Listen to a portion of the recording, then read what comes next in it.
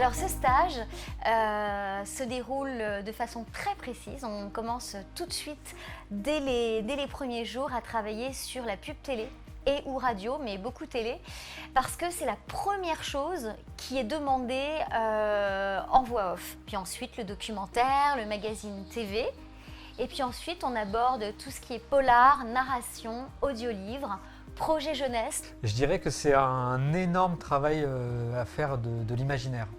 Parce que quand on fait des pubs comme ça, et ça peut être très abstrait, et donc il y a tout un travail d'imagination, de savoir à qui on parle. On laisse une carte blanche pour que, en fin de semaine, tous les comédiens, tous les stagiaires qui ont participé au stage puissent refaire vraiment des choses qui leur plaisent, soit parce qu'ils ont peut-être moins de facilité dans un domaine et ils ont envie de le retravailler, ou au contraire, ils ont des facilités dans un domaine et ils veulent avoir plus de démos dans ce sens pour pouvoir, par exemple, démarcher en appuyant plus sur le fait qu'ils sont plus faits pour la pub ou plus pour la narration.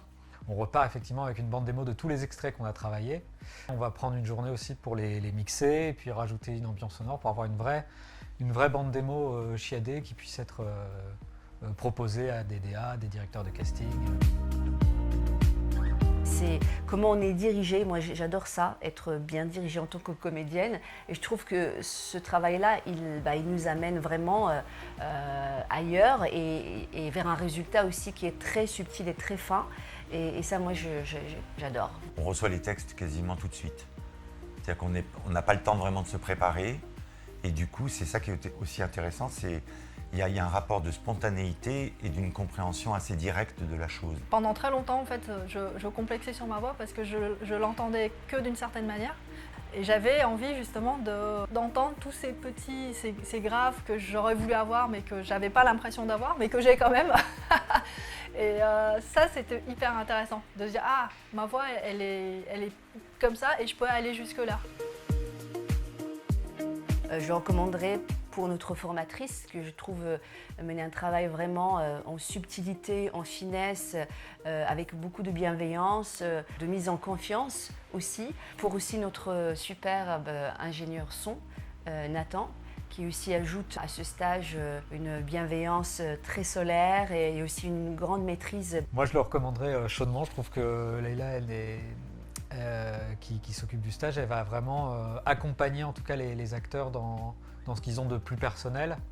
Et c'est presque comme si on avait un travail sur mesure. Le but, c'est pas d'uniformiser tout ça, mais nous laisser la place dans ce qu'on a d'unique. Je le recommanderais pour Leïla, pour sa qualité d'écoute, pour sa pertinence dans sa façon d'aller chercher le meilleur de ce que chacun peut donner. Je le recommanderais tout simplement parce que les intervenants, franchement, ils sont super pros, ils donnent des conseils qui nous font très vite avancer. Tout ça, en plus, là, il y avait une très bonne ambiance dans tout le groupe. Donc franchement, on a passé des moments qui étaient vraiment super et tout le monde est là pour se tirer vers le haut, pour se donner de l'aide. Et franchement, ça, c'est vraiment cool.